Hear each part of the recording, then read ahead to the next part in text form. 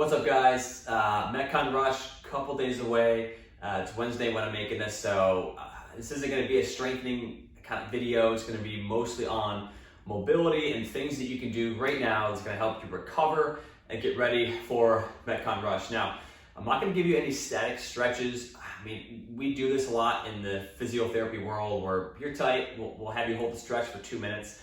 In this case, because I want you guys to be able to get there and pull out your lacrosse ball, find a kettlebell or whatever you have for a mobility tool and use that and not worry about, is this going to affect my performance? Or if we start statically stretching you, that stuff's great for after a workout, but I want you to be able to get there, or even right now, after a workout, especially before, be like, ooh, I got this tight thing or this thing is flaring up. What can I do? The crossball is a great tool to use. So, number one, we're gonna get some of the part of the hip flexor here. Hands down, if you guys do a lot of sitting, I know most of you are pretty darn active, but if you do have a job where you sit down a lot, the crossball work is gonna be super, super beneficial and helpful for the hip flexor. So we're gonna hit a muscle called your TFL. We're gonna lay on the back. We're gonna lay on our back. You're gonna find your hip bone. You're gonna place the ball right on it. It's called your ASIS. Find that hip bone. You're gonna go down a little bit, out to the side a little bit. So the ball is almost, it's not all the way out to the side. It's probably about 45 degrees. Then I want you to lay right on top of the ball and just relax into it. I got a little bit of tightness myself. I got a good amount going on. We're gonna spend a minute just moving around. And if it's like, oh my gosh, Matt, this is the worst thing ever, just relax. Oh man, and diaphragmatic breathing, relax your upper traps. Let the ribs, like you're taking a deep breath in the brace. After a minute, start using this leg to move around. Like, oh, yep, finding spots. This is fantastic. So 1 minute of just trying to find one spot that's tender. The second minute, the second part of that, the second minute is going to be us, ooh, we found it, and now we're using this leg to move around. So, number one, do that for 2 minutes, both sides. It's going to hit the hip flexor. Now, we're going to hit the hip flexor again. This time I have a 25-pound kettlebell. I might do better with a lighter one, but I want to see how this goes. So, keep that ball over here. I'm going to grab your kettlebell. Move so you guys can see. We're going to place the handle of this guy right on, I'll show you what I'm talking about. So our pelvic bone kind of flares like this. The muscles inside here is what we're going for. So I'm going to angle the handle of the kettlebell to that same angle as my pelvic bone. So now that we're here, I like to angle it so that the corner of it is digging right into that area. So instead of having the kettlebell like this, angle it, it's going to dig in there a lot more. 25 is a heck of enough weight to push in here. We're hitting the psoas muscle. I don't feel too much here. So what I want you guys to do, get in this position and just start kind of moving the kettlebell handle around. Two things we can do, we can get close to here, or you can get closer to your belly button, so you can bring that over there as well. Like, bam, I feel it. All right, awesome. What I like to do is put it on there, and if you're like, hey, I don't feel much, test it out. I'm in the roller. Go up and down. I don't feel too much here. I'm gonna go closer to my hip bone. We're trying to find something tender. If you don't find anything, that's a good thing. That means your psoas is in good condition. Anything tender when we're rolling is a sign you have to spend some time on it.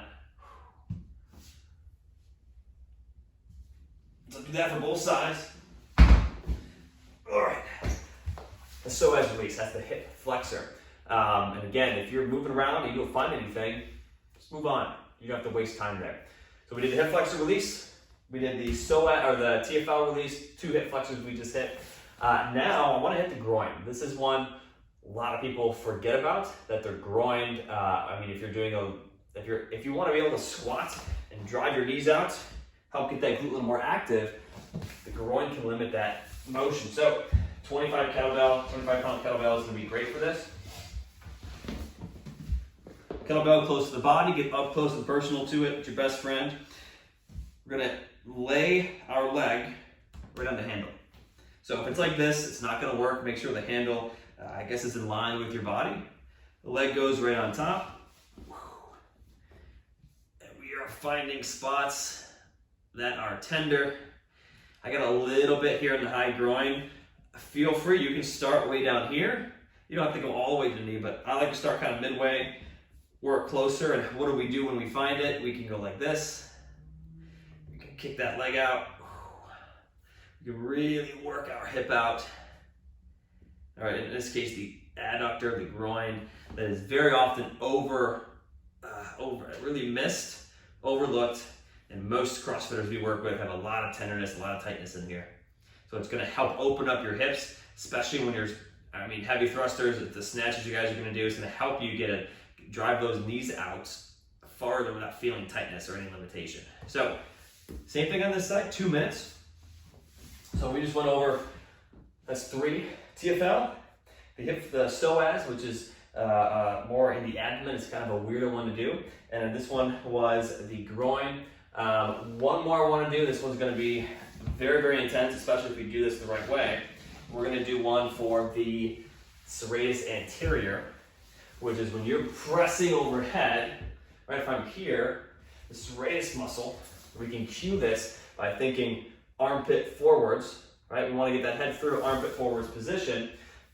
This helps our scapula upwardly rotate. When I bring my arm overhead, my scapula moves like this, and this muscle helps that shoulder blade move. If this muscle doesn't work or it's stiff, then it lags. It's not going to rotate up as much. You might get that creaky, poppy, painful shoulder that so many athletes complain of. So here's what we're going to do. Lacrosse ball, lay your back, arm up in the air.